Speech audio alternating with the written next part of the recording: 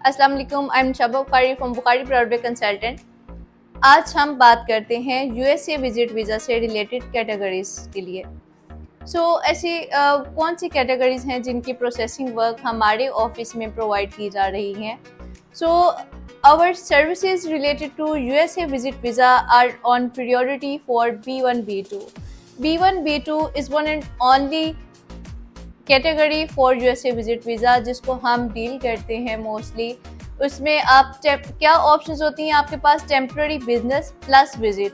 ठीक है, आप टूर तो कर ही रहे हैं, उसके साथ साथ आपको टेम्प्रेरी बिजनेस भी अलाउड होता है इस कैटेगरी में B1 B2 में। ठीक है, और इसके अलावा स्पॉज वीज़ा, लाइक जिनको स्पॉन्सर होता है उनके स्पॉज से रिलेटेड उसमें आप अप्लाई कर सकते हैं विजिट वीज़ा में अपनी फैमिली को विजिट करने के लिए।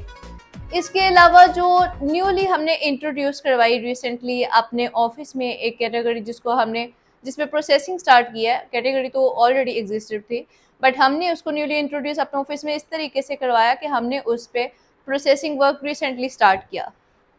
किस कैटेगरी पे? That's I category. और अब आई कैटेगरी क्या है? पॉइंट लोगों के दिमाग में ये क्वेश्चन आएगा ना कि what is I category. B1 B2 का तो आइडिया था सबको, लेकिन आई कैटेगरी अब क्या चीज़ है? तो आई कैटेगरी एक न्यू कैटेगरी जिसपे हमने अभी प्रोसेसिंग वर्क स्टार्ट किया है वो है जर्नलिस्ट के लिए, जो प्रोफेशनली जर्नलिस्ट हैं, सोशल मीडिया से रिलेटेड जिनकी वर्किंग है, वो जो है एग्जिस्ट करते हैं आई कैटेगरी में। बजाय वो B1 B2 पे अप्लाई करें, उनके लिए प्रायोरिटी बेसिस हैं आई कैटेगरी पे।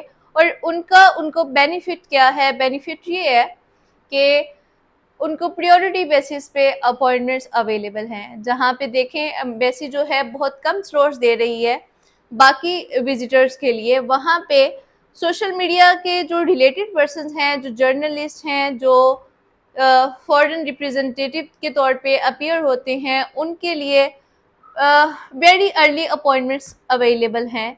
लाइक कल एक हमारे क्लाइंट थे जिनकी हमने प्रोसेसिंग की है। अभी प्रोसेसिंग उनकी कंप्लीट करते ही जैसे ही हमने उनका चालान जनरेट किया, उसको पे किया, फ़ौरन से उनकी 27 अगस्त की अपॉइंटमेंट हमने बुक की।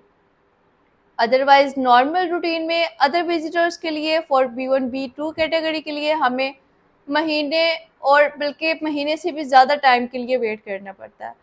यूँ पहले था कि एम्बेसी की स्लॉट्स विद इन 1 मंथ हमें प्रायोरिटी बेसिस पे मिल जाती थी, हम लोग हायर कर लेते थे।